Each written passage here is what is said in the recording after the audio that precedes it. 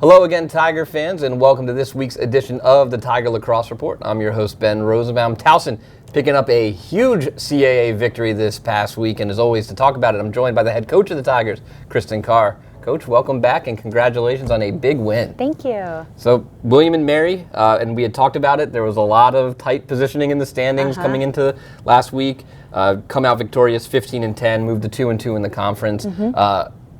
A little bit of a slow start for the Tigers, down 4-2 at the end of the first quarter, but then, let's just talk about the first quarter first and the slow start. Yeah, I think first quarters in general, you're trying to figure things out from the draw standpoint, what defense other teams running, who are their heavy hitters, and who's, really shining. And the best part about having 4 quarters in a game is after timeouts or after the intercession between quarters, you get a chance to reset and reevaluate what's going on. And I think the team went on a 10-goal run after that, so they did a great job reframing everything. Yeah, you beat me to it. First quarter comes to a close, 10-0 run. William and Mary did not score their 5th goal for another 31 minutes and 6 seconds. Just talk about, you talk about resetting. It was almost a different Tiger team that came out defensively and offensively. Yeah. Just really blew the doors off of the Tribe from that point on. Yeah, it was fun. It was exciting to see the team be able to build momentum and play make it, take it for those goals and opportunities. I think we made a couple adjustments on our end on both sides. One of our seniors ended up getting a second yellow, so we had to change some things on there, but the great thing about the team is the next person up was able to do her job, and she did it really well. Yeah, Shannon Sullivan picks up a second yellow card, and I think maybe Tiger fans everywhere were getting ready to hit the panic button there. Not just from a defensive standpoint, she's very involved in clears and things like that. So, but you guys didn't falter. It didn't even seem like anyone blinked or worried. They just came out, as you said, next player up. And speaking of defense and clears, we've talked about how good the ride has been from Towson on other teams. William and Mary, 19 of 28 on clears, 17 total turnovers for the Tribe, 14 caused by Towson. Defensively, that might have been the best Towson has looked all season long. We made some adjustments going into that game for what we wanted to, show from our ride, and Milana was incredible. I think she probably had 6 calls turnovers on the goalie alone, and we really wanted to put some pressure on that side of the ball. Obviously with our game, with the green cards in between the 30s, we had to make some changes to what we were able to do to be more aggressive. And what has it been about your ride this year that you guys have really been able to push teams in transition and force them into not just turning the ball over, but they waste a lot of time, they waste a lot of energy bringing the ball up?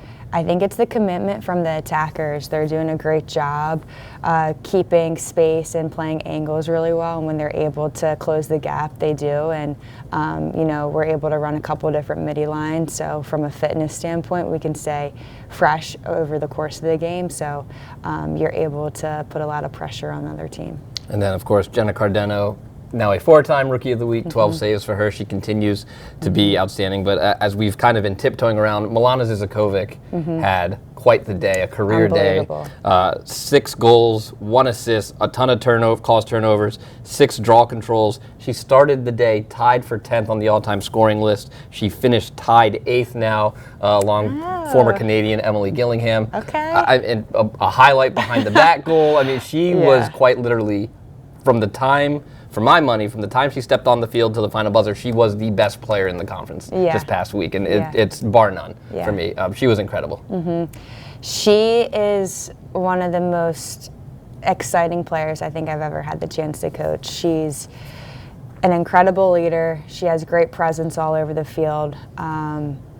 She understands the game so well, so even when she's not scoring, she's able to manipulate off ball and get someone else open, and she's very selfless. So whether we need her to run the midfield or need her to be on the circle for the draw, she'll do whatever she can to help the team win, and I think that was very evident this past weekend. And then on another note, Katie Roscoe breaking the point drought, finally getting a couple of goals to go. How important was that for her to just not just get some points, but see the ball visually, get the ball to go in the net? Yeah, it's huge. We talked about last time, shooters gotta shoot, shooters gotta finish, and she put in some extra work last week, I think, just to get some more touches. But Roz is an awesome player, and she's still young, but she's so important to the team and the success, and being able to have the Mo-Roz duo is something that is going to continue to get stronger even throughout the rest of our season. Of course, Val Thompson has now become a very consistent contributor as well, and similar build to Milana, similar kind of style as well, but she able to bring it from a different angle, and she has been great in the absence of Katie's production. Yeah, Val's, again, talk about presence, you know, coming off the transition or draw circle, being able to dodge and slice through defenders, or she's got a lethal backdoor cut and she can finish with both hands. And she's just a competitor, so she'll do whatever she needs to do to keep the ball on the offensive side, and better even when, you know, when the team is able to put it in the back of the net.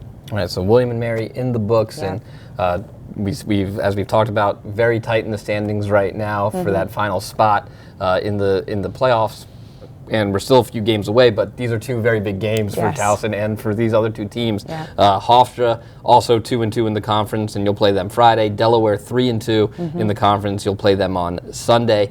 How do you get the team ready mentally, not just to have to play another team that's fighting for a spot, but you have to play two, and it's a quick turnaround.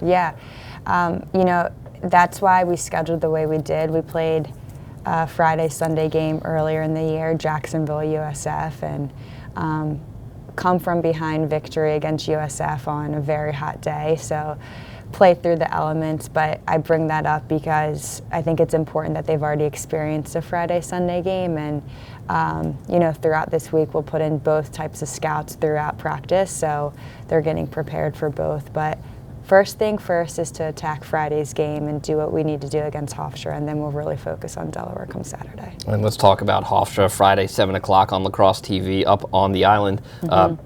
Perennial CAA Player of the Week right now, leading goal scorer, leader in points for the CAA. Nikki Manella, she's coming off leading the Pride to a come-from-behind victory against Campbell.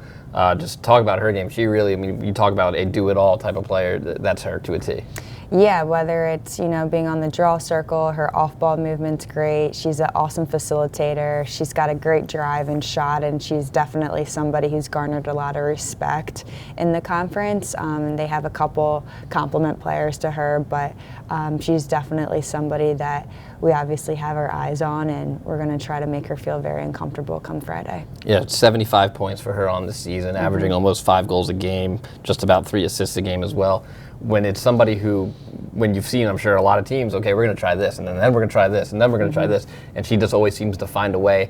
That has to be a fun challenge, but also has to be kind of frustrating to be like, man, she just finds a way no matter what. Yeah, you know, it's all part of the puzzle piece. You scout, you watch film, you see what your strengths are on your side of the ball, and then you figure out what's going to work best, and that's what we'll do, and that's how we'll take care of business on Friday. All right.